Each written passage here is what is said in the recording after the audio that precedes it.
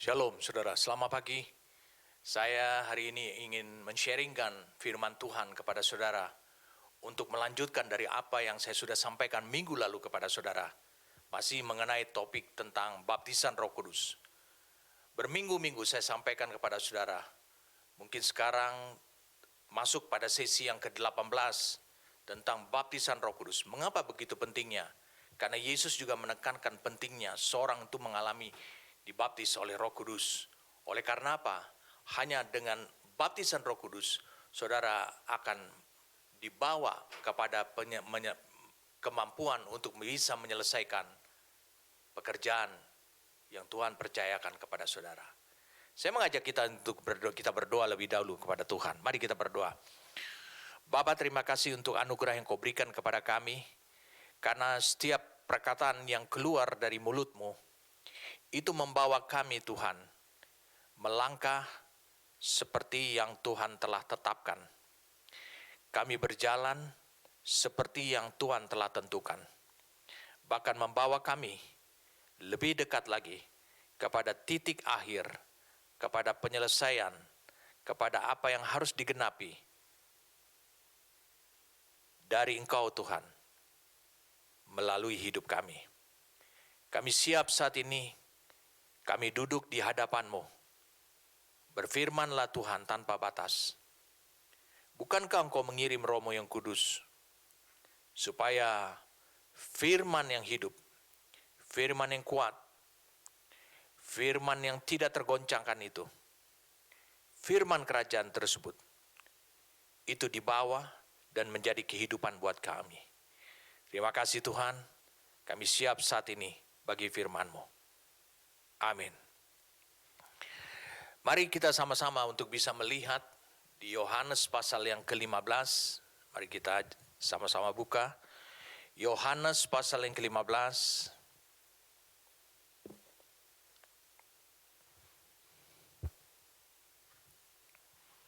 Ayat 15 dan ayat 16. Kita akan buka dari dua Alkitab, yaitu dari bahasa Indonesia dan juga dari Amplified Classic Bible. Aku tidak menyebut kamu lagi hamba, ayat 15. Sebab hamba tidak tahu apa yang diperbuat oleh tuannya. Tetapi aku menyebut kamu sahabat, karena aku telah memberitahukan kepada kamu segala sesuatu yang telah kudengar dari Bapa-Ku. Bukan kamu yang memilih aku, tetapi akulah yang memilih kamu. Dan aku telah menetapkan kamu, supaya kamu pergi dan menghasilkan buah. Dan buahmu itu tetap. Supaya apa yang kamu minta kepada Bapa dalam namaku, diberikannya kepadamu.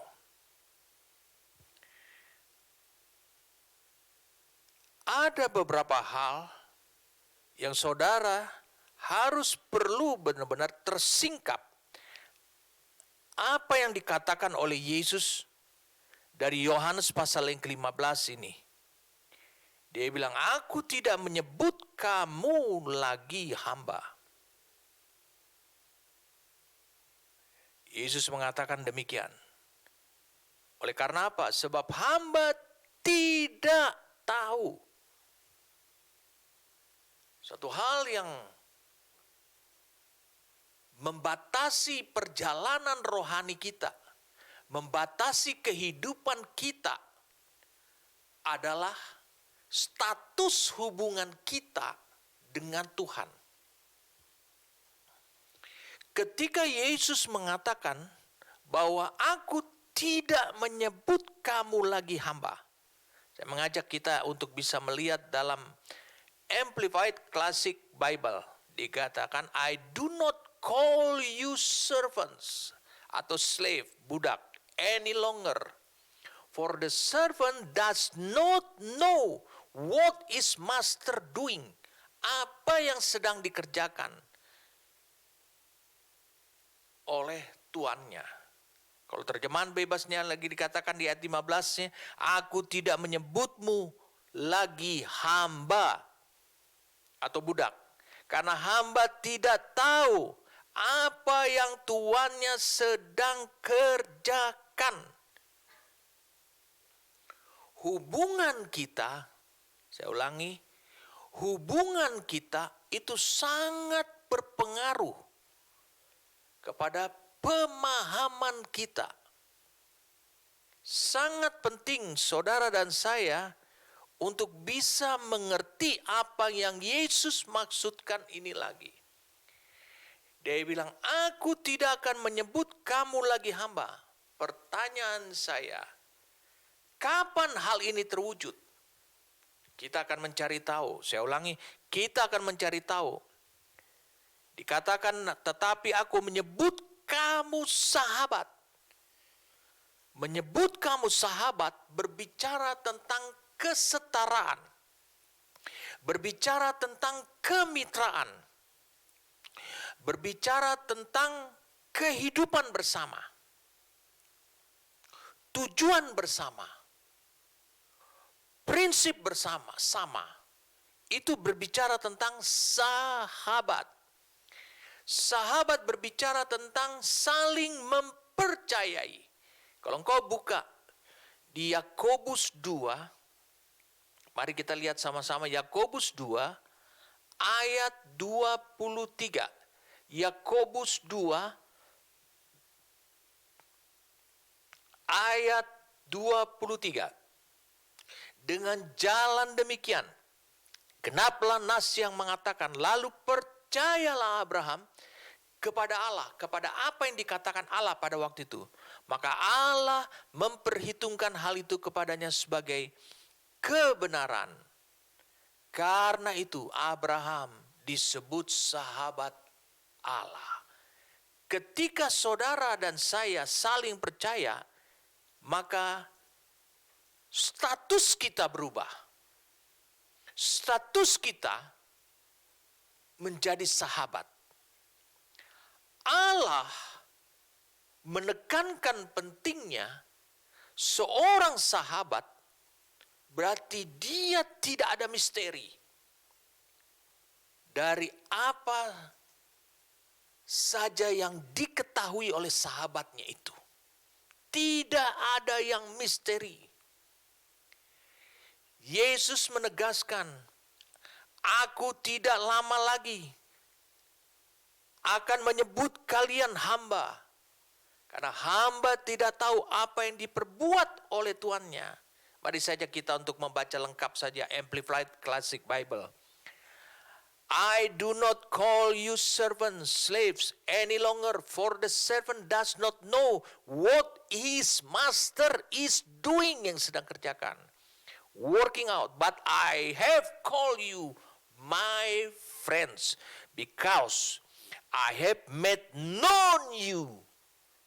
Dia bilang, aku yang telah membuat kamu, known to you everything. Segala sesuatu. Jadi tidak ada lagi yang menjadi rahasia. Tidak ada lagi yang disembunyikan. That I have heard from my Father. I have revealed to you everything that I have learned from him.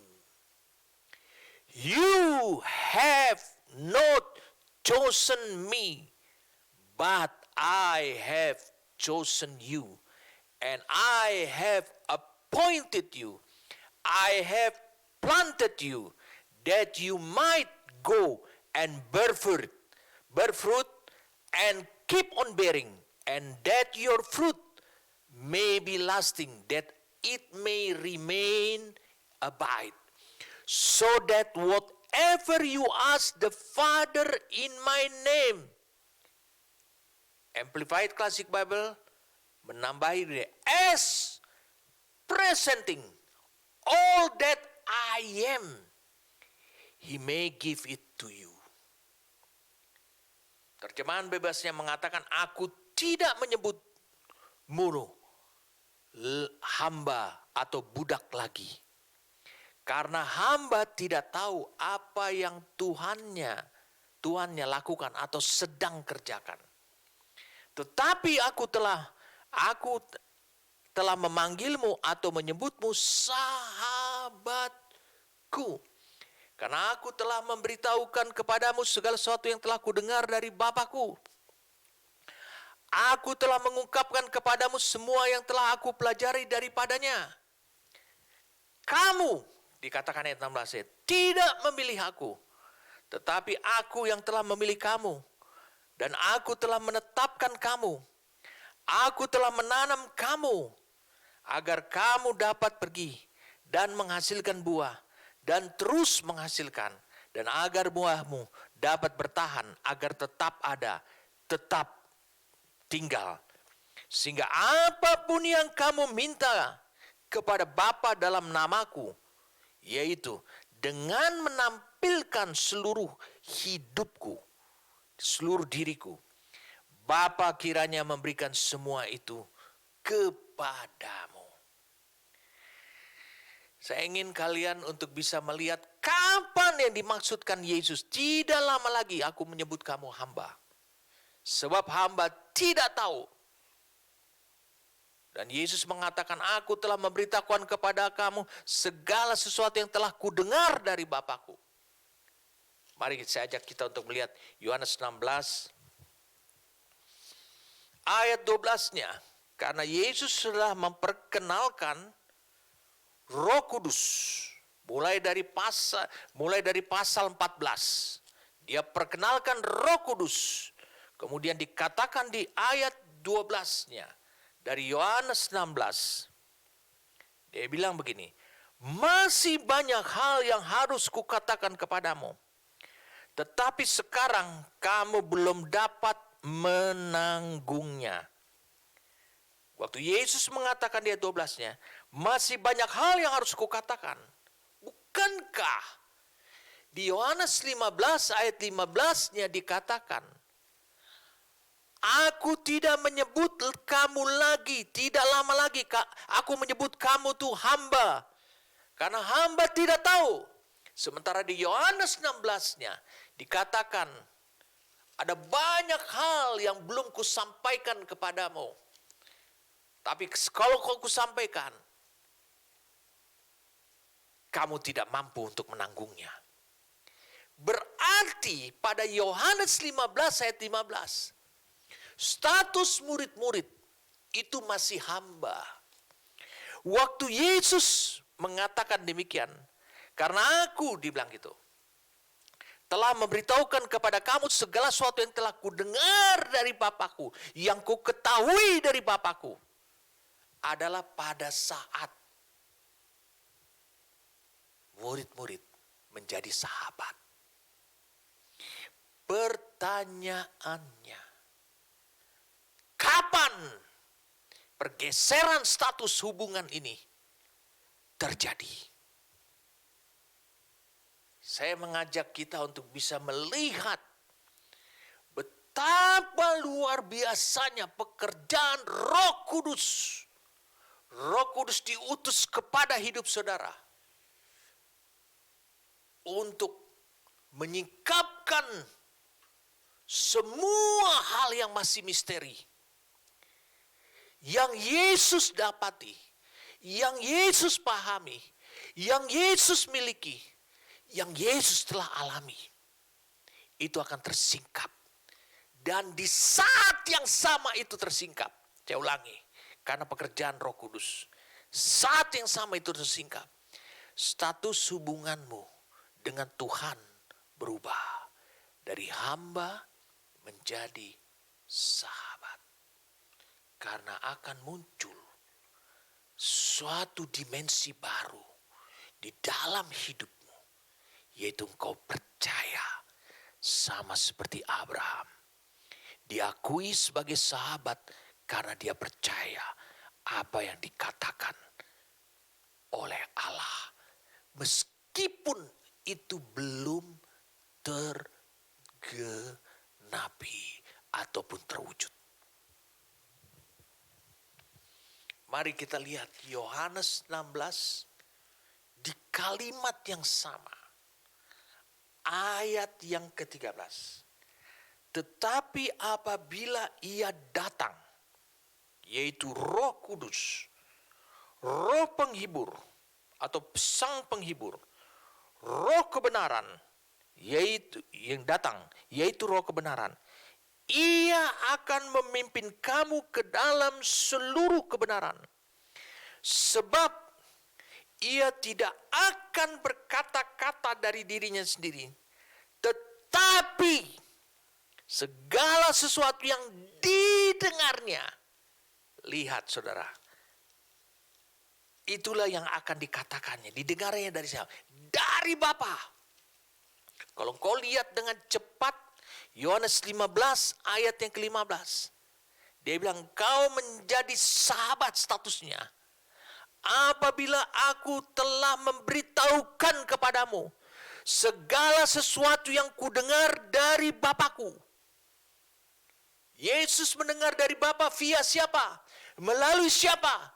Roh Kudus, roh kebenaran. Berarti status hidup saudara dan saya akan diubah menjadi hamba. Hamba di sini bukan berarti engkau menjadi hamba Tuhan. Hamba di sini berbicara dengan ketidaktahuan. Hamba di sini berbicara tentang status di mana masih banyak yang misteri. Suatu hari ada orang bertanya pada saya, dan ada banyak pengajarannya pada diri saya, yang saya dengar tentang orang ini mengajarkan tentang akhir zaman. Dia bilang begini, Pak, menurut Bapak, kadang-kadang pertanyaan ini bisa menjebak, memojokkan kita, atau meminta konfirmasi dari apa yang dia sudah pegang. Pada masa penganiayaan, 7 tahun masa penganiayaan atau 3,5 masa, 2 kali 3,5 masa, dikatakan pengangkatan itu terjadi di awalkah, di tengahkah, atau di akhirkah? Saudara mau tahu apa yang saya katakan? Ini terus terang saya katakan kepada orang itu. Mana yang baik menurutmu? Supaya saya akan memberikan jawaban. Kalau kau suka di awal, saya setuju di awal saja. Kalau kau suka di tengah, ya kau bisa di tengah. Kalau kau senang untuk saya mendengarkan dari saya di akhir, maka kau akan diangkat dia. Mana yang senanglah buat hidupmu. Karena saya lanjutkan apa yang saya terima, apa yang saya dengar dari Papa Jonathan.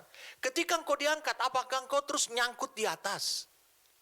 Tentu kau akan turun lagi ke bumi. Ada banyak orang hidup dalam status hamba. Tidak tahu salah satu pekerjaan Roh Kudus di dalam hidup saudara, ini luar biasanya, mengubah statusmu. Tetapi status itu bukan hanya sekedar penyebutan oleh Tuhan saja, tapi lebih daripada itu. Status itu engkau akan mengalami yang misteri disingkapkan. Itu namanya perubahan statusmu. Bukan karena kehebatanmu. Mari kita lanjutkan lagi. Yohanes 16 ayat 13 ini. Tetapi apabila datang yaitu roh kebenaran. Roh kebenaran bukan hanya membawa firman. Tapi langsung bisa mewujudkan itu menjadi kehidupanmu. Maka disebut firman menjadi kebenaran dalam hidupmu.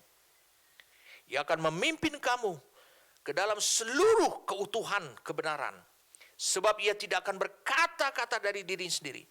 Tapi segala sesuatu yang didengarnya, itulah yang akan dikatakannya. Ini yang Yesus katakan di Yohanes 15 ayat 15. Statusmu berubah karena Roh Kudus akan memberitahukan segala sesuatu yang didengar oleh Yesus 2000 tahun yang lalu. Tetapi engkau belum bisa untuk menanggungnya. Tapi Roh Kudus akan datang, mendatangi hidupmu. Bapa akan mengirim itu supaya statusmu pun akan berubah. Itulah yang akan dikatakannya. Dan ia akan memberitakan kepadamu hal-hal yang akan datang. Bahkan hal yang akan datang tidak akan ada jadi. Tidak akan ada yang menjadi misteri. Oh, luar biasa sekali. Saya mengajak kita untuk bisa melihat Wahyu pasal yang pertama. Wahyu pasal yang pertama. Mari saya ajak kita untuk bisa melihat Wahyu pasal yang pertama. Inilah wahyu Yesus Kristus yang dikaruniakan Allah kepadanya, supaya ditunjukkannya kepada hamba-hambanya apa yang harus segera terjadi. Ini yang pernah dialami oleh Elisa. Ketika dia bertemu dengan 50 hamba Tuhan di Betel, dari perjalanan dari Gilgal di Betel, dikatakan, tidakkah engkau tahu Elisa bahwa tuanmu, mereka hanya mengenal itu adalah tuannya, bosnya, seperti tuan dan hamba. Bahwa tuanmu, dia nggak tahu bahwa itu adalah bapa dan anak. Bahwa tuanmu akan diangkat ke sorga pada hari ini. Elisa langsung menjawab, aku tahu, diam, jangan pengaruhi aku. Elisa mengatakan, diam, aku tahu, diam. Jangan goyahkan apa yang sudah ku tahu. Karena itu pasti terjadi. Ini yang diungkapkan di Wahyu pasal 1. Tapi saya mau beritahu kepada kalian, sehebat apapun peristiwa Elisa dan Elia, sehebat apapun yang terjadi pada hidup mereka, dimensi apapun yang terjadi pada diri mereka, dari apa yang Allah anugerahkan pada masa mereka. Tetapi saya mau katakan, apa yang dikatakan oleh Yesus ini jauh lebih lagi. Dia bilang, tunjukkan, supaya ditunjukkan kepada hamba-hambanya apa yang harus segera terjadi. Dan oleh malaikatnya yang diutusnya, ia telah menyatakannya kepada hambanya Yohanes. Yohanes telah bersaksi dengan firman Allah dan tentang kesaksian yang diberitakan oleh Yesus Kristus, yaitu segala sesuatu yang telah dilihatnya. Telah dilihatnya. Bagaimana saudara bisa melihat segala sesuatu menjadi jelas? Kalau Allah tunjukkan. Bukan kalau Allah beritahu. Tapi kalau Allah tunjukin, maka segala sesuatu menjadi jelas. Berbahagialah ia yang membacakan dan mereka mendengarkan kata-kata nubuat ini, dan yang menuruti apa yang ada tertulis di dalamnya. Sebab waktunya sudah dekat, waktu penggenapan. Apa yang akan engkau lihat? Mari saya ajak saudara bisa melihat bagaimana peranan Roh Kudus kepada Yohanes sehingga dia bisa melihat iblis dihukum, Babel dihancurkan, dunia dirubah, surga mengalami kecemerlangan. Dan dia bisa melihat gereja Tuhan duduk bersama dengan mempelai laki-laki di tahta. Semuanya apa yang segera akan terjadi dipertunjukkan. Sehingga tidak ada yang menjadi rahasia. Saudara perlu di-upgrade status hidup roh saudara. Status rohani saudara. Hanya oleh Roh Kudus yang dikirim dan diutus oleh Bapa untuk hidupmu. Ayat 9.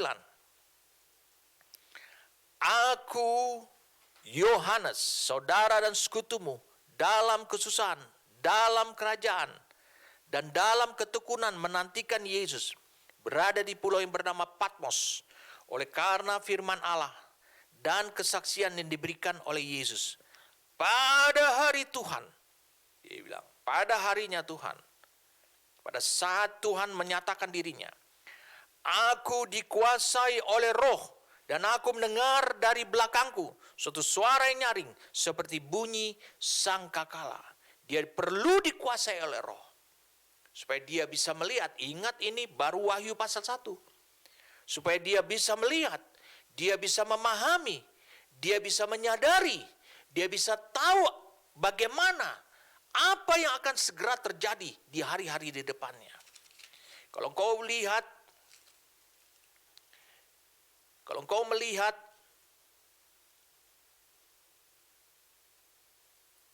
ayat 11-nya, katanya, apa yang kau lihat setelah dia dikuasai oleh roh, tuliskanlah dalam sebuah kitab, kirimkanlah kepada ketujuh jemaat ini. Jadi dia jelaskan kepada jemaat Efesus, Smyrna, Pergamus, Tiatira, Sardis, Philadelphia, Laodikia. Semuanya ini akan terjadi pada gerejaku. Semua setelah dia dikuasai oleh roh. Status hidup saudara sangat penting sekali. Saudara dipenuhi oleh roh, dengarkan saya. Saudara dipenuhi oleh roh tidak akan pernah bisa secara clear mengetahui misteri apa yang akan terjadi di hari-hari yang akan datang. Mari saja kita untuk bisa melihat setelah nasib ketujuh gereja ini dijelaskan oleh roh itu sendiri, oleh firman yang hidup kepada Yohanes yang sedang dikuasai oleh roh tersebut. Lalu dikatakan ini akan segera terjadi kemudian. Pasal 4-nya, kemudian daripada itu, aku melihat sesungguhnya sebuah pintu terbuka di sorga. Dan suara yang dahulu telah kudengar berkata kepadaku seperti bunyi sangkakala. Katanya, naiklah kemari. Dia minta untuk naik. Ini bukan berarti sama seperti hal fisik. Ada rumah 2 lantai, 3 lantai. Lalu saudara naik ke lantai kedua atau lantai ketiga. Bukan. Tapi ini adalah suatu perubahan status rohani. Apa saja yang kau bisa lihat dalam status posisi rohanimu saat ini, engkau tidak bisa melihat apa yang dilihat oleh mereka yang memiliki posisi rohani yang lebih tinggi. Tapi mereka yang berada pada posisi rohani yang lebih tinggi akan bisa melihat semua termasuk apa yang kau lihat. Sesungguhnya daripada itu aku melihat sesungguhnya sebuah pintu terbuka di sorga. Dan suara yang dahulu telah kudengar di Wahyu pasal yang pertama. Berkata kepadaku seperti bunyi sangkakala. Suara itu menuntun. Dan dikatakan seperti bunyi sangkakala. Suara ini spesifik. Suara ini berbeda. Suara ini mudah kita kenali. Tapi sangkakala, suara ini juga keras menguasai kehidupan kita. Dominan.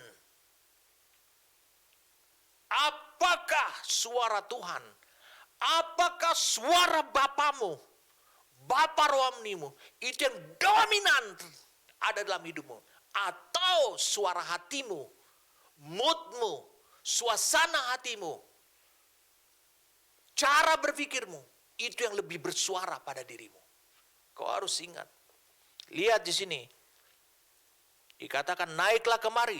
Dan aku akan menunjukkan.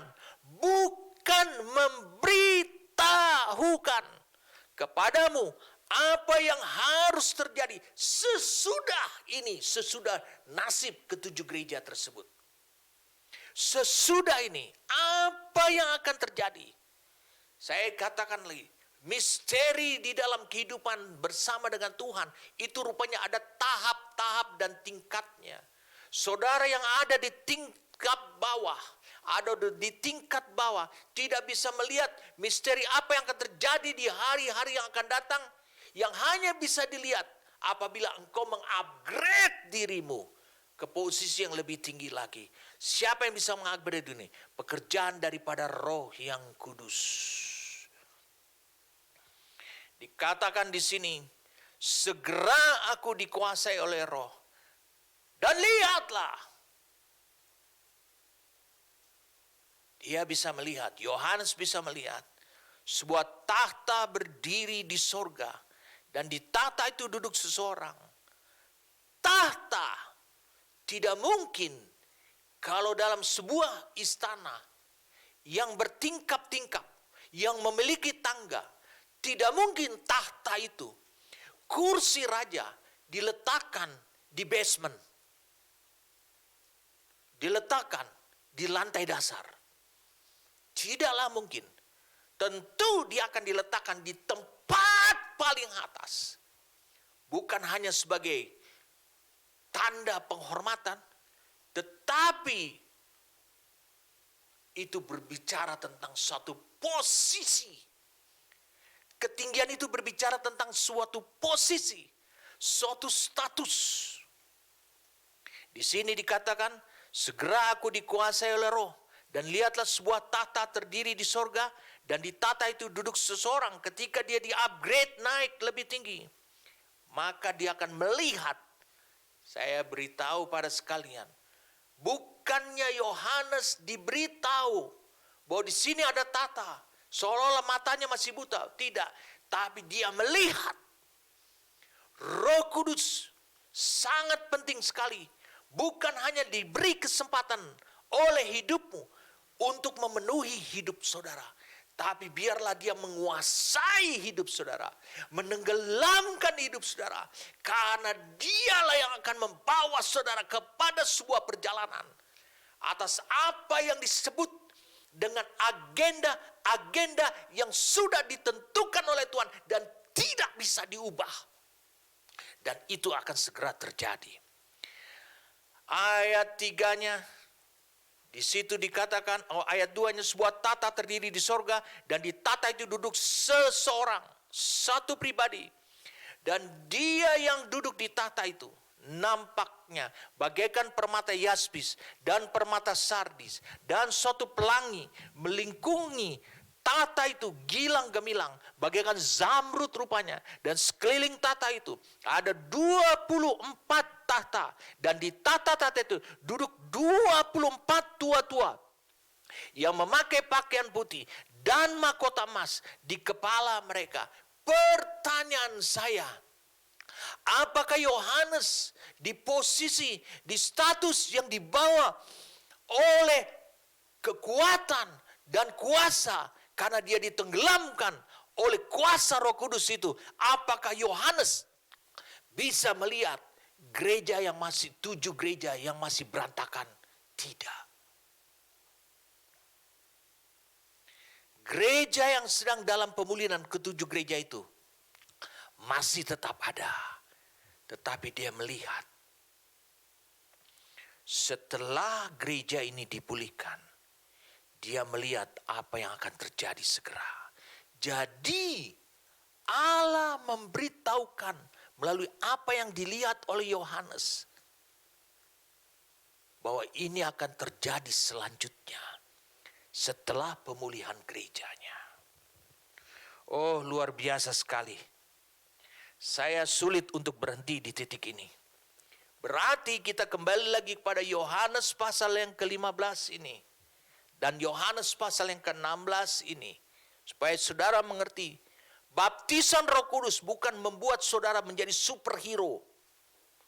Baptisan Roh Kudus adalah membuat saudara menjadi mitra yang sepadan. Menjadi pribadi yang sepadan. Tidak ada misteri antara Allah dan manusia. Baptisan Roh Kudus itu sangat-sangat luar biasa. Itu sebabnya jangan puas di hidup saudara hanya mengalami yang disebut dengan dipenuhi oleh Roh Kudus. Oh, rasanya saya sulit untuk beranjak dari tempat ini. Yesus mengatakan, aku telah memberitahukan kepada kamu segala sesuatu yang telah aku dengar dari Bapa-Ku. Ini yang dimaksud oleh dia adalah ketika nanti aku terangkat apa yang belum kuceritakan kepadamu, Roh Kudus akan bekerja di dalammu. Dia bekerja bukan lagi sebagai penghibur. Dia bekerja bukan lagi sebagai Roh Kudus atau Roh Suci atau Roh Allah, tapi dia bekerja sebagai Roh kebenaran. bukan hanya memberitahukan kepadamu, bukan hanya menjelaskan kepadamu, bukan hanya menyingkapkan misteri kepadamu, tetapi dia bisa mewujudkannya di dalam hidup saudara. Setelah aku naik ke sorga. Luar biasa sekali saudara. Mari saya ajak kita untuk bisa melihat Efesus 1 ayat 18-19. Minggu lalu saya sudah sampaikan pada saudara. Ini ayat yang dahsyat sekali. Efesus 1 ayat 18 dan 19. Mari kita lihat dari Amplified Bible. Efesus 1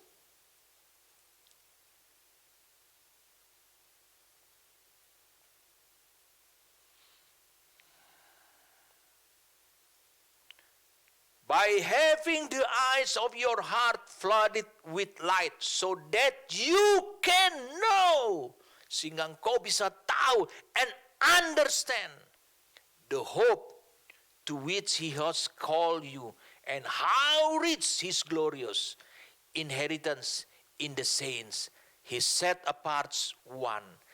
And dikatakan, so that you can know. Kalau kau lihat Amplified Classic, beberapa kali dikatakan supaya engkau tahu and understand what is. Yesus tahu betapa luar biasanya Roh Kudus yang hidup menenggelamkan dirinya selama 33,5 tahun. Tapi untuk menceritakan kepada murid-muridnya, dia tidak bisa. Tapi dia tahu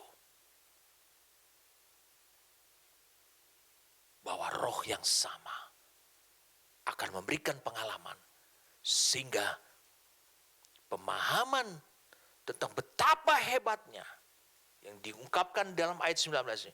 What is the immeasurable and unlimited and surpassing greatness of his power, kuasanya. And for us, power in and for us who believe, as demonstrated in the working of his mighty strength. Oh, luar biasa sekali saudara. Saudara mau tahu terjemahan daripada ayat 18 dan 19 ini? Ini luar biasa sekali, sangat luar biasa sekali. Saya mau beritahu pada saudara, ayat 18 dan 19, mungkin minggu-minggu yang akan datang, saya akan sampaikan penjelasan ini lebih detail lagi. Lebih terarah kepada aplikasinya. Tapi saya mau bacakan pada saudara ayat 18 dan ayat 19.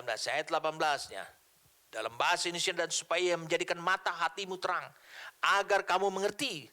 Tapi bahasa Inggrisnya, agar kamu tahu pengharapan apakah yang terkandung dalam panggilannya. Betapa kayanya kemuliaan bagian yang ditentukannya bagi orang kudus. Dan betapa hebatnya, supaya kamu tahu juga betapa hebat kuasanya bagi kita yang percaya sesuai dengan kekuatan kuasanya. Terjemahan bebas dalam Amplified Classic Bible.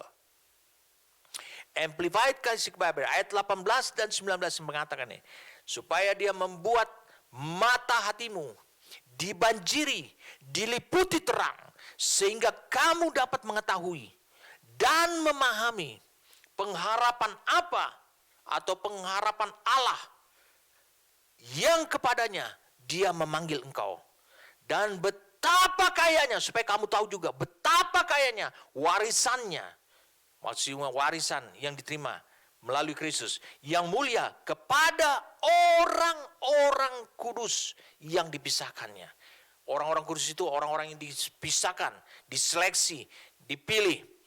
Dan dikatakan di 19, agar engkau tahu atau dapat mengetahui dan memahami betapa besarnya kuasanya yang tak terukur dan tak terbatas, serta jauh melebihi hal-hal yang agung yang bekerja di dalam kita dan bagi kita yang percaya, sebagaimana yang ditunjukkan atau didemonstrasikan oleh pekerjaan kekuatannya yang perkasa.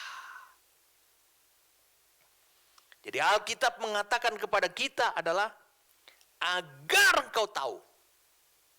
Agar engkau tahu. Yesus mengatakan di Yohanes pasal yang ke-15, dikatakan seorang hamba tidak tahu. Ada banyak orang dalam gereja. Dia kenal Roh Kudus. Dia tahu Roh Kudus di dalamnya. Tapi status dia tidak tahu. Dia senang untuk tinggal lama sampai akhir hayat hidupnya di posisi tidak atau di zona yang disebut adalah zona tidak tahu. Paulus berdoa untuk jemaat di Efesus karena betapa hebatnya orang-orang di Efesus ini, betapa hebatnya mereka bergerak karena mereka dibaptis oleh Roh Kudus di Kisah Rasul 19. Betapa hebatnya. Tetapi dia katakan demikian. Aku berdoa supaya kamu tahu. Waktu saya berdoa supaya saudara tahu betapa hebatnya kuasa Roh Kudus itu. Betapa hebatnya kuasa yang bekerja di dalam hidupmu. Dan untuk engkau, waktu saya berdoa, saya menginginkan supaya saudara tahu kuasa yang tak terbatas dan tidak terukur itu. Saya mau beritahu pada kalian semuanya. Doa saya itu mengarah kepada supaya saudara memiliki kehidupan dibaptis oleh Roh Kudus. Tanpa engkau dibaptis oleh Roh-Nya yang kudus. Tanpa engkau dibaptis oleh Roh-Nya yang kudus, engkau tidak akan pernah tahu. Luar biasa. Sangat luar biasa. Apa yang Allah mau kerjakan di dalam hidupmu. Itu sebabnya jangan engkau membatasi dirimu. Yesus berkata kepada muridnya, Yohanes 15 ayat 15, Aku telah memberitahukan kepadamu, makanya engkau tidak lagi disebut sahabat. Dia bilang, tetapi aku menyebut kamu sahabat, karena aku telah memberitahukan. Jadi bagaimana dia memberitahukannya? Dia menunjuk pada Roh Kudus yang akan datang. Akan mengerjakan itu ketika, saya ulang, ketika aku sedang duduk di tahta di sorga.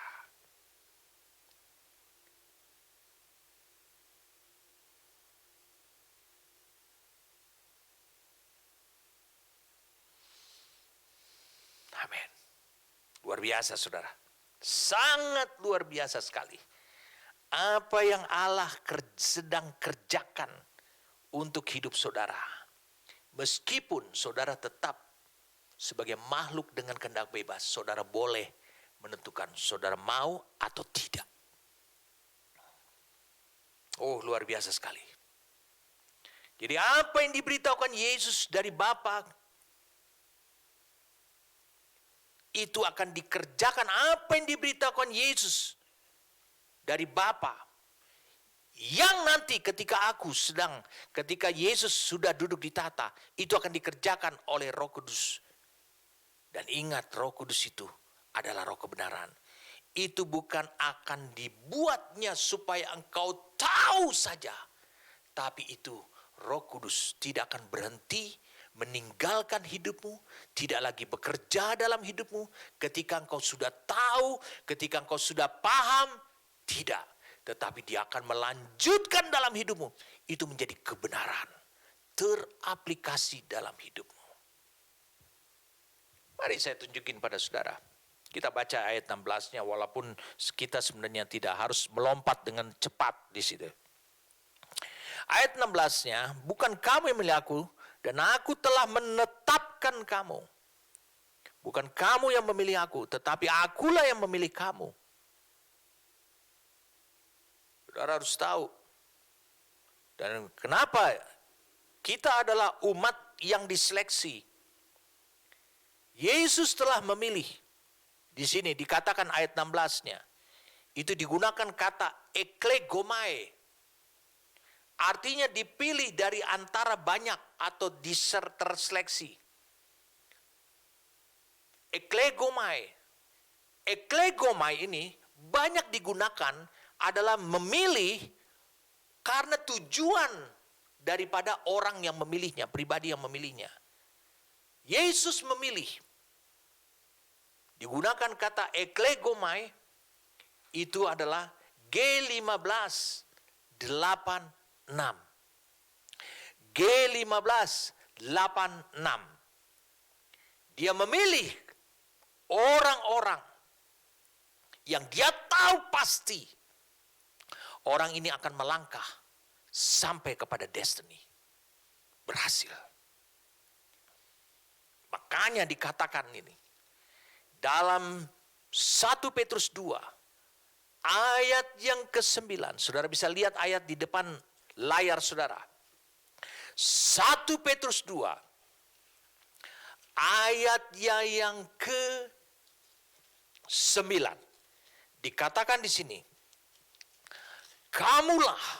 tetapi kamulah bangsa yang terpilih, imamat yang rajani, bangsa yang kudus, umat kepunyaan Allah sendiri.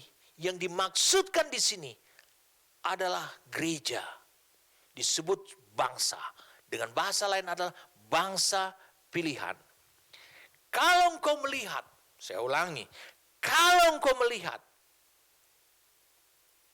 di sini digunakan kata eklektos. Eklektos. Yang tadi eklegomai, ini eklektos. G1588. Saya ulangi, G1588. Eklektos. Di sini artinya adalah dipilih oleh Allah. Allah yang memilih. Dan saya mau beritahu pada kalian semua bahwa di dalam Yohanes 15, saya ulangi, Yohanes pasal yang ke-15 ini digunakan kata aku yang telah memilih kamu. Dikatakan adalah aku yang telah memilih kamu. Saya ulangi, aku yang telah memilih kamu. Itu merupakan adalah kata dasar.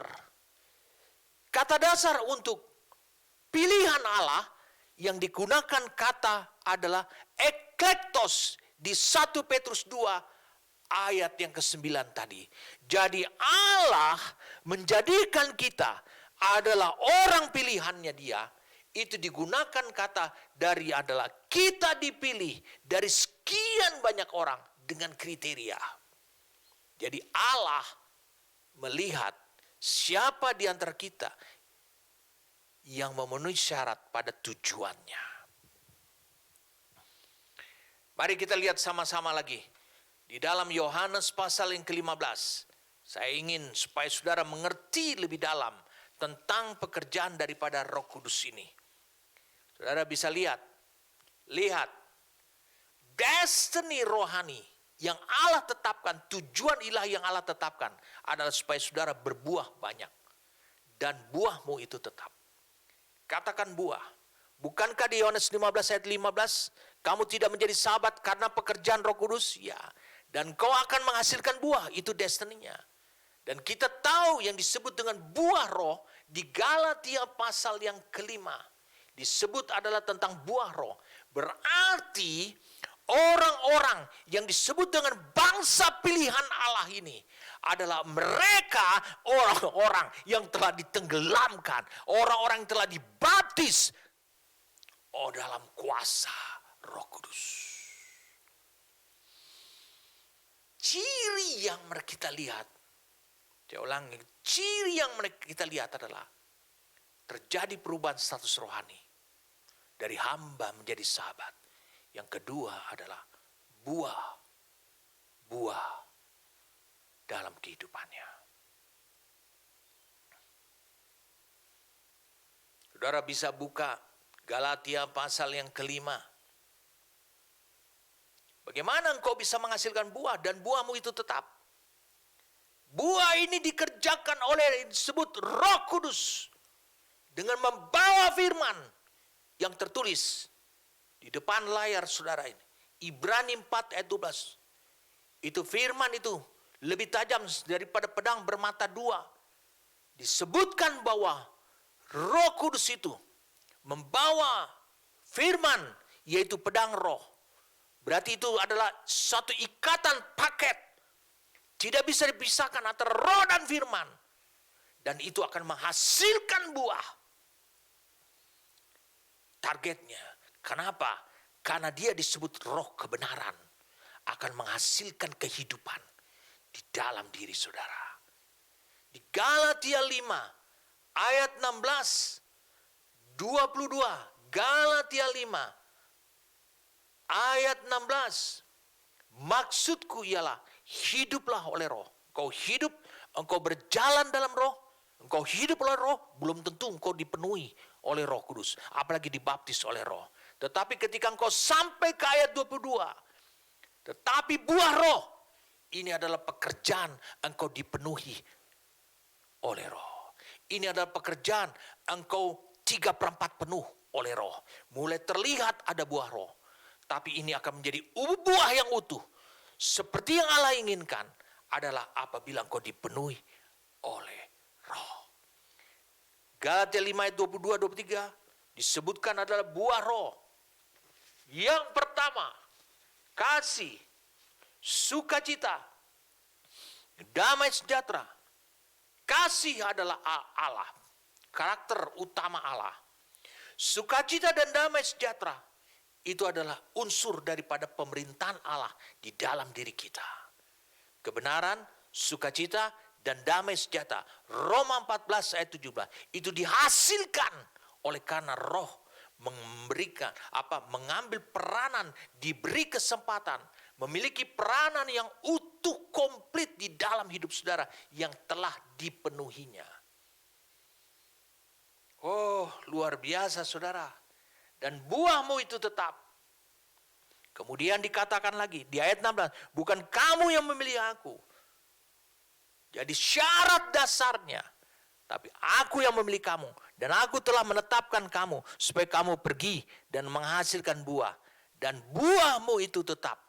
Supaya apa yang kamu minta kepada Bapa dalam namaku diberikannya kepadamu.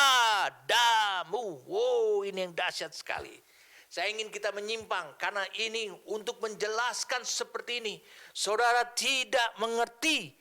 Kalau engkau baca di Amplified Bible, sangat lain apa yang ditulis di ayat 16 bagian terakhir ini. So that whatever you ask, kalau engkau berbuah banyak, apakah di ayat 16 bagian A-nya ini, bagian atasnya ini menunjukkan bahwa saudara cukup dipenuhi oleh Roh Kudus. Memang kalau engkau baca, engkau menghasilkan buah, itu berbicara adalah engkau hanya dipenuhi oleh Roh Kudus. Tapi lebih lagi, so that whatever you ask, apa saja yang kau minta kepada Bapa in my name, dalam namaku, dikatakan apa? As presenting all that I am. So, saya terjemahkan, apapun yang kamu minta kepada Bapa dalam namaku, as presenting all that I am, diterjemahkan sebagai berikut. Apapun yang kamu minta kepada Bapa dalam namaku, dengan menampilkan, memaparkan seluruhnya diriku, kata Yesus.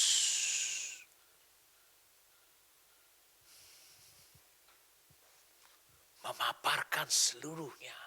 Semua misteri di dalam yang belum kau ketahui. Mengapa Yesus begini? Mengapa Yesus? Mengapa Yesus? Mengapa Yesus begini? Mengapa? Bukankah dia manusia? Mengapa Yesus? Semuanya kalau kau sanggup memaparkannya, maka engkau disebut adalah saksiku. Kisah Rasul 1 ayat 8 menyimpulkan demikian. Tetapi kamu akan menerima Roh Kudus kalau Roh Kudus turun ke atas kamu, dan kamu akan menjadi saksiku. Siapa yang disebut saksi? Adalah orang yang bisa menampilkan, memaparkan, mengungkapkan seluruhnya tentang diri Yesus. Menurut saudara, pekerjaan siapa itu? Roh Kudus. Berarti Yohanes 15 ayat 16 ini menjelaskan pada kita doa yang dahsyat. Apa saja yang diminta oleh orang tersebut adalah karena statusnya orang itu, yaitu dia adalah saksiku, kata Yesus. Ya saudara, coba kencangkan ikat pinggangmu kalau engkau sedang duduk. Kencangkan ikat pinggangmu, karena engkau akan lompat lari dari apa yang saya mau jelaskan. Ada banyak orang dia bertobat, dia terima Tuhan Yesus, dia menggebu-gebu dalam keselamatan. Lalu kemudian dia bersaksi ke kiri, ke kanan, memberitakan Injil ke kiri dan ke kanan. Apakah dia saksiku? Bukan. Dia hanya bersaksi. Itu memang bagus, tapi bukan itu yang dimaksudkan oleh Yohanes 15 ayat 16 ini. Apa saja yang kamu minta kepada Bapa dalam namaku, diberikannya. Saya terjemahkan. Apa saja yang kau minta dengan menampilkan, dengan bersaksi, dengan bisa memaparkan, menjelaskan, tidak ada yang menjadi misteri. Seluruh tentang diriku, kata Yesus. Berarti engkau harus menjadi saksi. Hanya satu pribadi yang bisa menjadikan engkau saksi, yaitu ketika Roh Kudus turun, ketika kuasa itu menenggelamkan hidupmu. Bukan berarti sejak hari ini saya mencoba menghentikan supaya saudara tidak bersaksi. Saudara baik memang bersaksi, karena saudara mencintai orang lain, karena saudara telah mengalami cintanya Tuhan. Tapi yang dimaksudkan ayat ini bukan demikian. Allah membangkitkan gerejanya supaya menjadi saksinya, agar bisa mengungkapkan seluruh fakta tentang dirinya Allah yang ada di dalam hidupnya Yesus. Saya mau beritahu pada kalian, inilah salah satu tujuan ilahi Allah. Dia membangkitkan gerejanya. Kolose 2 ayat yang ke-9. Kolose 2 ayat yang ke-9. Sebab di dalam dialah berdiam secara jasmani, berarti dia manusia, seluruh kepenuhan Allah. Berdiam. Siapa yang bisa menjelaskan dimensi-dimensi? Siapa yang bisa menjelaskan ukuran-ukuran Allah yang ada pada diri Yesus? Hanya Roh Kudus. Bagaimana saudara juga bisa memahami? Karena itu yang harus saudara bawa untuk menjadi materi pemberitaan saudara kemana-mana. Bagaimana saudara bisa memahami itu? Hanya satu, Roh Kudus. Efesus 1 ayat yang ke 22, 23. Dan segala sesuatu telah, katakan ke orang sebelah saudara, kalau ada orang di sebelah saudara. Kalau enggak saudara, katakan pada diri, telah diletakkan di bawah kaki Kristus. Dan dia telah diberikannya kepada jemaat sebagai kepala dari segala yang ada. Perhatikan ayat 23. Jemaat yang adalah tubuhnya, yaitu kepenuhan dia. Bukankah di dalam diri Yesus seluruh kepenuhan secara jasmani, seluruh kepenuhan Allah berdiam secara jasmani dalam dirinya. Sekarang gereja adalah tubuhnya, yaitu kepenuhan dia.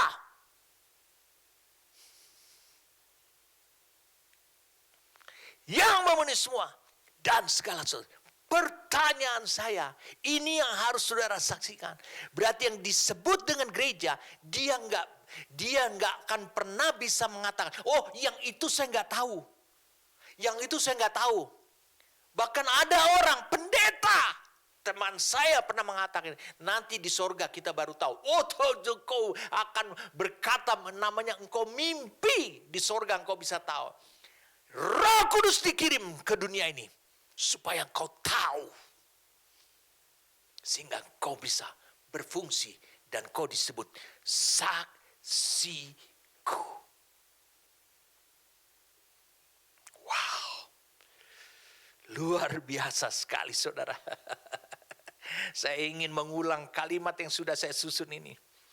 Allah membangkitkan gerejanya untuk menjadi saksinya atas seluruh keutuhan pribadi Yesus, atas seluruh kepenuhan Allah yang berdiam di dalam diri Yesus secara jasmani, supaya gerejanya ini mengungkapkan seluruh fakta tentang dirinya Allah yang ada di dalam hidupnya Yesus sebagai manusia.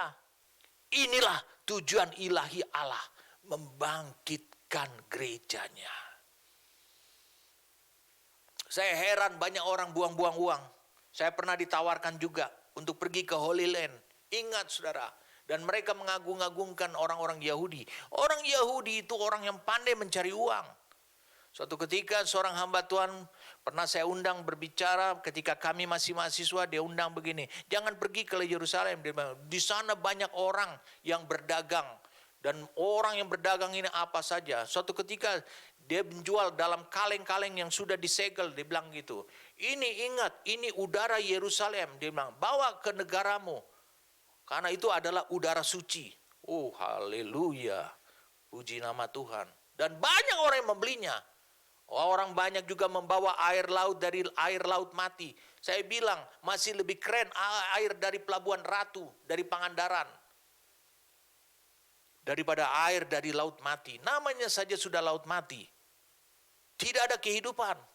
Tapi air dari Pangandaran banyak kehidupan.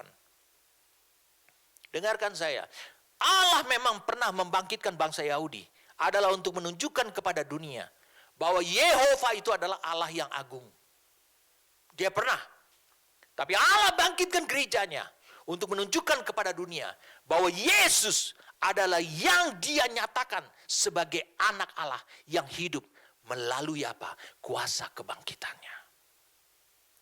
Roh Kudus yang disebut roh kebenaran berarti memiliki tugas bersaksi tentang Yesus seutuhnya, bukan sepenggal-penggal. Seperti engkau pelajari tentang metode penginjilan. Jadi dengarkan saya, Roh Kudus disebut roh kebenaran.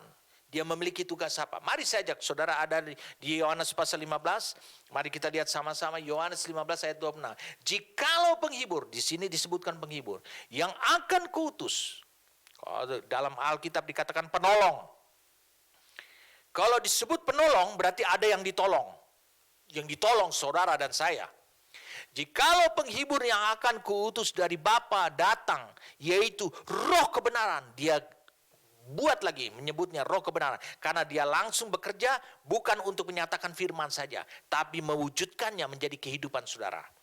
Roh kebenaran yang keluar dari Bapa, ia akan bersaksi tentang aku. Tetapi ayat 27, kamu juga harus bersaksi karena kamu dari semula bersama-sama dengan aku. Dengan demikian inilah yang disebut kemitraan di akhir zaman. Roh Kudus disebut roh kebenaran, memiliki tugas bersaksi tentang Yesus bersama-sama dengan gerejanya. Jadi gerejanya bisa bersaksi dengan kuasa yang besar tanpa batas, tanpa ukuran. Bersama dengan Roh Kudus. Melalui apa? Kalau saudara dibaptis. Karena apa? Dia saksiku. Roh Kudus itu disebut roh kebenaran. Penghibur, penolong. Dia saksiku, kata Yesus. Lalu saudara bagaimana? Saudara menjadi saksiku juga. Hanya satu jalan. Saudara dipenuhi oleh kuasa Dia. Kalau Roh Kudus turun ke atas kamu, tolong ditayangkan Kisah Rasul 1 ayat 8. Tetapi kamu akan menerima kuasa. Kalau Roh Kudus turun ke atas kamu, kamu akan ditenggelamkan oleh kuasa itu. Dan kamu akan menjadi saksiku juga. Sama. Kalau engkau baca Yohanes 15 ayat 26, saksi. Di sini digunakan kata martus. Di Kisah Rasul 1 ayat 8, buat saudara dan saya akan menjadi saksiku juga disebut kata martus. Martus dengan martus ya sama. Karena dari pribadi yang sama. Karena menjadi saksi dari pribadi yang sama. Yaitu menjadi saksi Yesus disebut martus. Cuma cara saudara mencapai status itu berbeda. Tetapi statusnya, kesetaraannya tetap sama. Gereja bisa bersaksi dengan kuasa yang besar bersama dengan Roh Kudus melalui dibaptis oleh Roh Kudus. Siap-siap saudara. Oke, kau siap-siap untuk kalau lepaskan ikat pinggangmu. Dengarkan saya. Yohanes 15. Kita sedang membahas Yohanes 15. Ayat 15 dan 16. Dengarkan saya, siapkan. Kau akan melompat mendengarnya. Dengar, yang pertama. Kemitraan seperti inilah yang sangat dahsyat. Sehingga Injil yang sebenarnya diberitakan ke semua bangsa. Mari kita lihat satu-satu ayatnya. Matius 24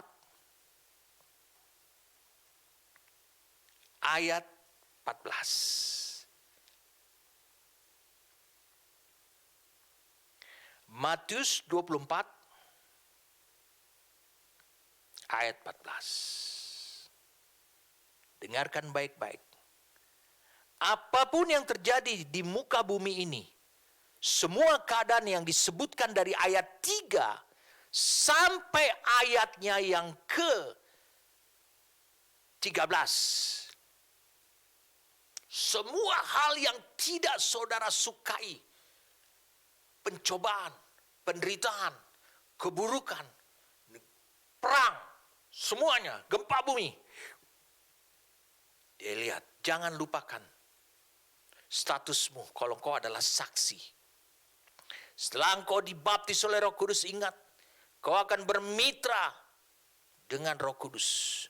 Dia juga akan memberitakan, akan bersaksi tentang Yesus. Dan dikatakan, dan Injil kerajaan ini akan diberitakan ke seluruh dunia. Yesus memberitakan Injil kerajaan 40 hari sebelum dia naik. Tapi saudara memberitakan pada masa hidup saudara. Bersama dengan Roh Kudus.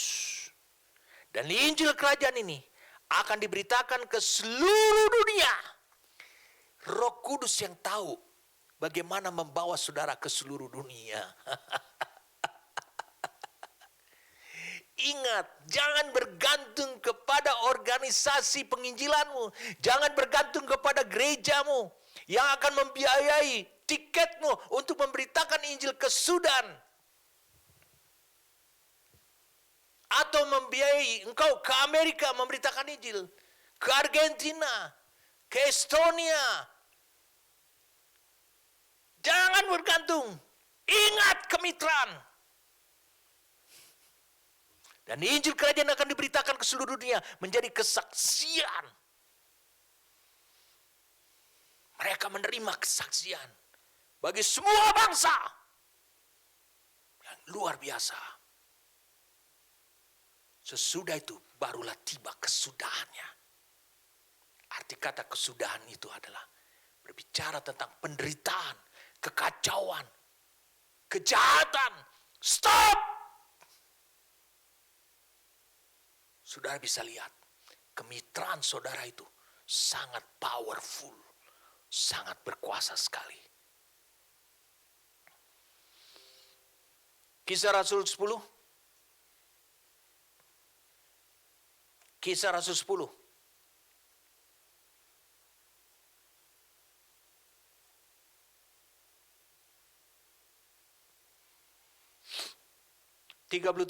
Kamu tahu tentang segala sesuatu yang terjadi di seluruh tanah Yudea, mulai dari Galilea sesudah baptisan yang diberitakan oleh Yohanes, yaitu tentang Yesus dari Nazaret, bagaimana Allah mengurapi dia dengan Roh Kudus dan kuat kuasanya.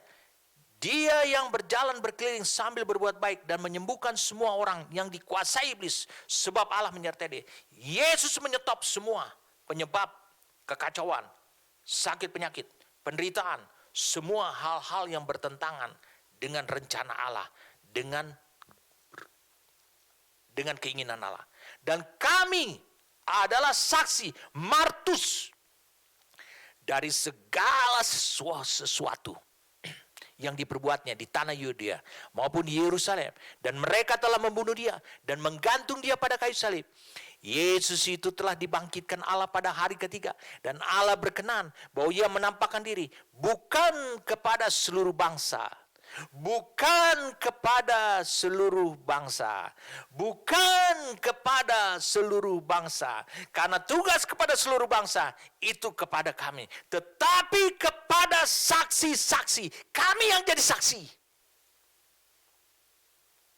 Bagaimana bangsa bisa mendengarkan kesaksian itu? Melalui kami, Roh Kudus.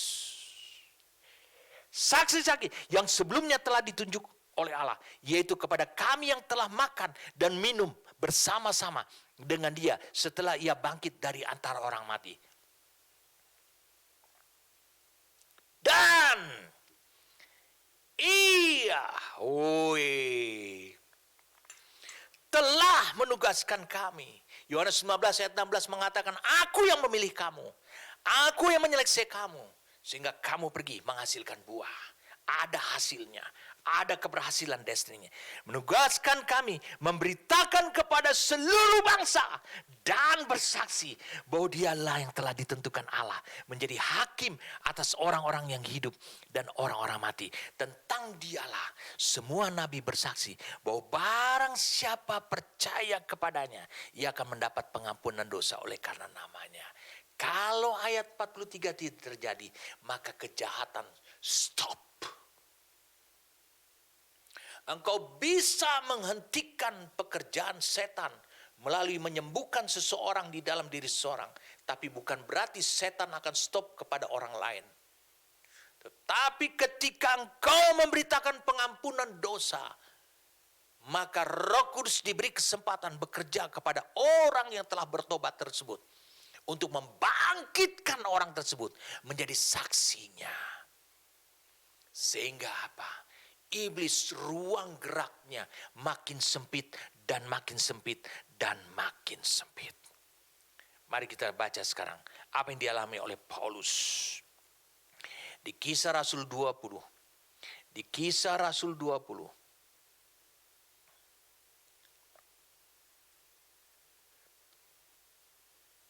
Tetapi sekarang ayat 22. Sebagai tawanan roh, aku pergi ke Yerusalem dan aku tidak tahu apa yang akan terjadi atas diriku. Aku tidak tahu. Aku menjadi tawanan roh. Dibelenggu. Ago, seperti di ago. Ago artinya dipimpin kepada tujuan.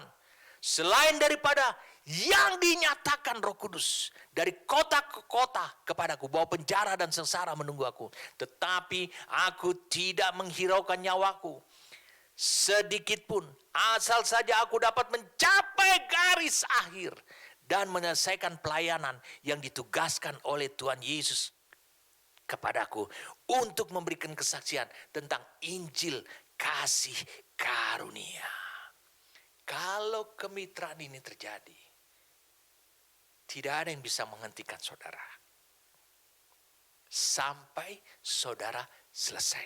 Saya mau beritahu pada saudara, kalimat yang terbaik yang harus saya pakai. Kalau kemitraan seperti ini, Roh Kudus sebagai saksiku, kata Yesus. Kau juga saksiku, dan kau bekerja sama.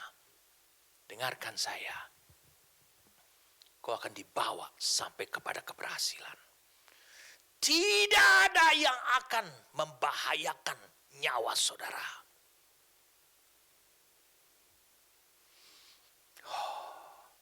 Saudara masih ingat minggu lalu?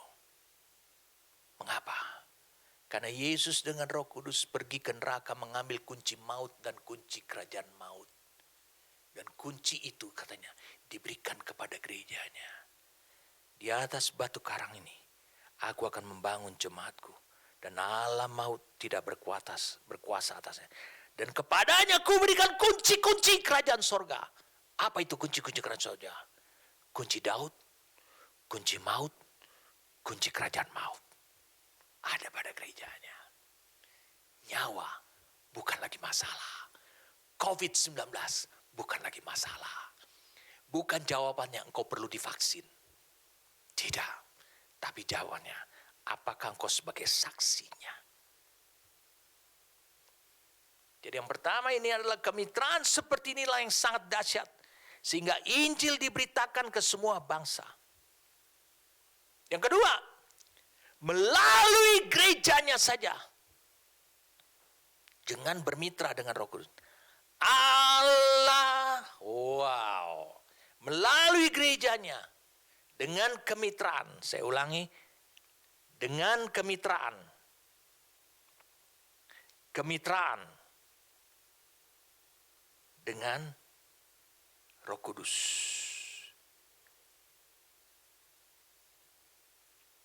Allah akan membawa seluruh dunia kepada kesadaran bahwa Yesus itu adalah anak Allah. Bukan metode penginjilanmu yang menyebabkannya. Bukan contoh-contoh Alkitab yang kau bisa paparkan. Mengapa? Karena di Yohanes 16, Roh Kudus sebagai saksiku ditulis, dia akan mengisyafkan dunia akan dosa, akan kebenaran, akan penghakiman. Dia. Jadi, melalui gerejanya yang kedua ini, kami dengan bermitra dengan Roh Kudus, Allah akan membawa seluruh dunia kepada kesadaran bahwa Yesus itu adalah anak Allah. Yang ketiga, perhatikan baik-baik. Bukankah tadi saya minta saudara tidak mengikat ikan pinggang saudara pada tempat duduk saudara? Yang ketiga, kalau begitu, Injil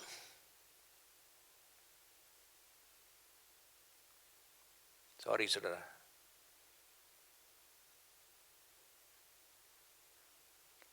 Injil itu bukan hanya pengorbanan Yesus saja. Mengapa? Sebab banyak orang yang berkorban seperti Yesus juga. Tidak bersalah, dia dihukum demi orang lain. Banyak, ribuan. Kalau saudara masih ingat apa yang saya sampaikan dahulu, beberapa minggu yang lalu. Salib tidak ada artinya tanpa kebangkitan. Gak ada arti. Mengapa?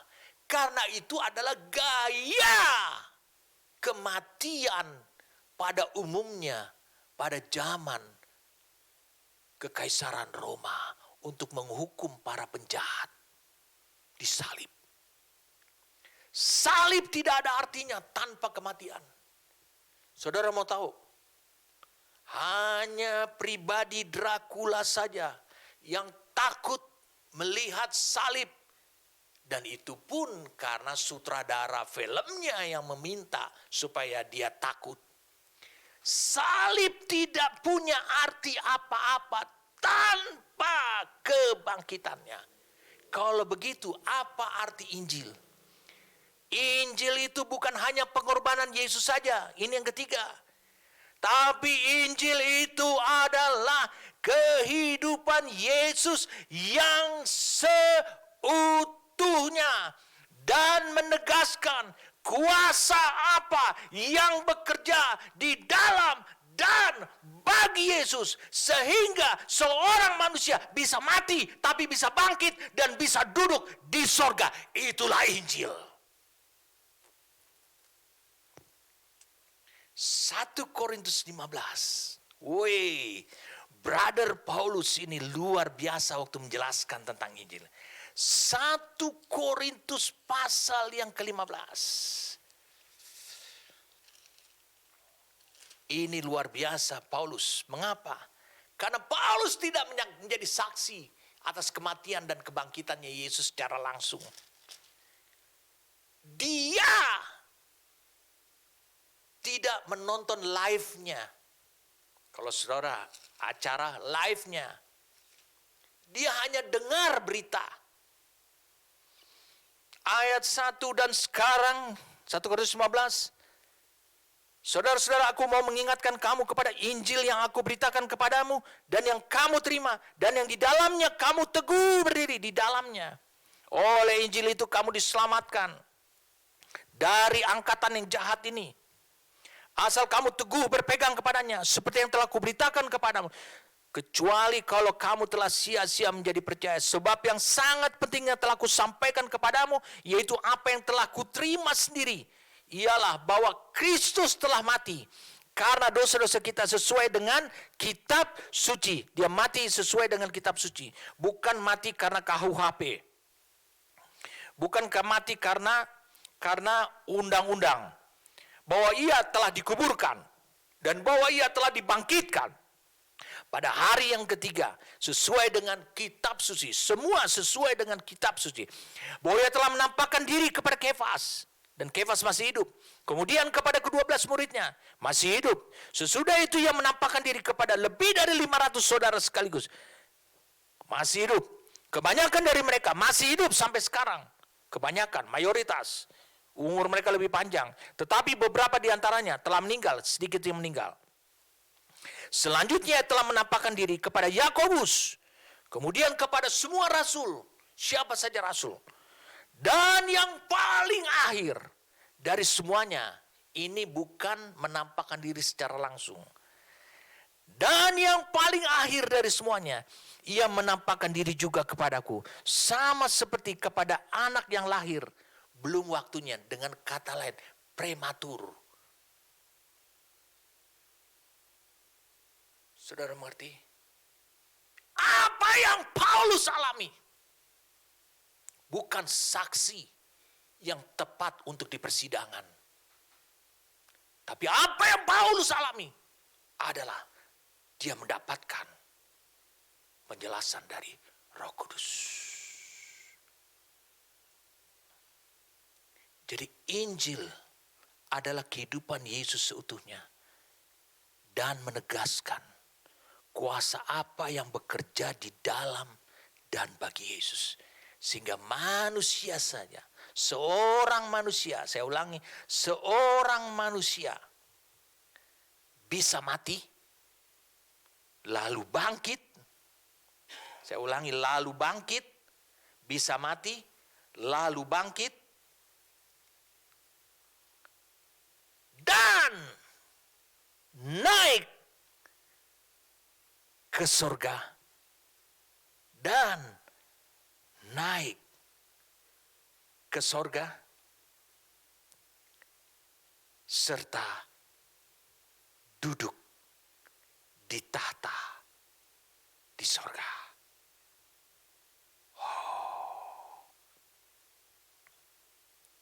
Ini yang disebut dengan Injil. Siapa yang bisa menjelaskan ini? Roh Kudus. Petrus bisa menjelaskan itu. Dia sekarang duduk di sorga. Dia mendengar ucapan Bapa berkata, duduklah di sebelah kananku sampai kubuat musuhmu menjadi tumpuan kakimu. Dari mana Petrus? Setelah Petrus mengalami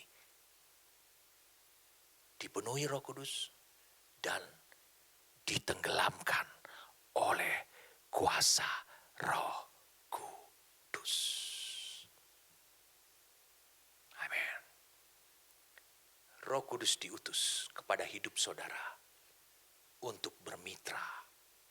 Sehingga saudara dan dia adalah saksi yang dahsyat untuk membawa seluruh bangsa kepada kesadaran bahwa Yesus itu adalah anak Allah yang hidup. Bahwa Yesus itu adalah pada mulanya firman. Firman itu bersama-sama Allah. Dan firman itu adalah, dan segala sesuatu dijadikan oleh dia. Dan tanpa dia tidak ada yang jadi dari segala yang ada. Karena oleh dialah dijadikan. Dan firman itu telah menjadi manusia. Bagaimana kita bisa membawa kepada paham komunis, kepada paham ateis, kepada keyakinan-keyakinan agama lain. Kesadaran seperti ini, jangan ragu saudara. Bersama dengan saudara, sekarang ada kemitraan, yaitu Roh Kudus. Berikan dirimu, dibaptis, ditenggelamkan oleh kuasa Roh Kudus. Sehingga ada dua saksi. Yang satu adalah Roh Kudus, Roh kebenaran. Dan satu lagi adalah saudara sebagai gerejanya. Mari kita berdoa. Oh, terima kasih. Betapa dahsyatnya rencanamu yang agung ini. Saya sekarang berdoa buat saudara. Selain kita bersyukur untuk melihat apa yang Allah sudah tetapkan buat hidup kita. Itu tidak main-main. Allah menginginkan satu kemitraan bersama dengan Roh-Nya yang kudus. Dan kita tahu bagaimana kita bisa menjadi bermitra dengan Dia. Aku tahu Tuhan, Kau berkeinginan supaya ini terwujud.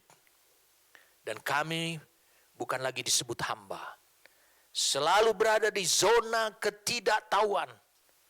Tapi kami bisa tahu apa yang akan terjadi. Dan bakal apa yang terjadi. Dan apa yang harus digenapi. Terima kasih karena untuk Roh yang kudus. Saat ini hamba berdoa supaya terjadilah impartasi bukan hanya firman ini saja. Bukan hanya apa kebenaran ini teraplikasi dalam hidup saudara. Tapi izinkanlah sekarang Engkau memberikan dirimu, engkau ditenggelamkan saat ini juga. Ketika engkau meletakkan tanganmu di dadamu pada saat ini juga. Dan kau memiliki keinginan sama seperti dari firman yang telah engkau dengar hari ini juga.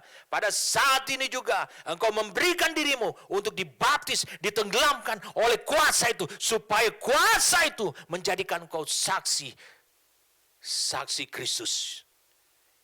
Yang sepadan, yang setara dengan penolong, yaitu Roh Kudus. Terjadilah saat ini juga. Terjadilah saat ini juga. Tidak akan ada terjadi hal-hal yang fisik dalam hidup saudara. Maksud saya, saudara bergejolak ataupun saudara merasakan ini. Tetapi engkau akan mulai mengalami betapa hebatnya hidup di dalam kuasa. Ditenggelamkan oleh kuasa daripada Roh Kudus. Saat ini juga. Terimalah pengalaman. Terimalah pengalaman. Dalam nama Yesus. Dalam nama Yesus saat ini juga. Engkau akan mengalaminya. Engkau akan pergi. Engkau akan bisa melihat. Engkau akan dibawa. Semua kesaksianmu. Meskipun engkau ada di tempatmu. Nanti minggu-minggu yang akan datang, Allah akan menceritakan kepada engkau. Engkau cukup diam di tempat itu. Terjadi sesuatu di negara lain, di bangsa-bangsa lain. Oleh karena kemitraan yang ada di mana saudara berada pada saat ini. Bersama dengan Roh Kudus. Terimalah saat ini juga. Bapa, terima kasih untuk anugerah yang kau berikan kepada kami. Terima kasih untuk firman-Mu. Terima kasih untuk kebenaran-Mu. Terima kasih karena pekerjaan Romo yang kudus. Kami bersyukur untuk kedahsyatan yang kami terima pada hari ini. Terpujilah nama-Mu. Dalam nama Tuhan kami Yesus Kristus. Amin. Gak usah tepuk tangan.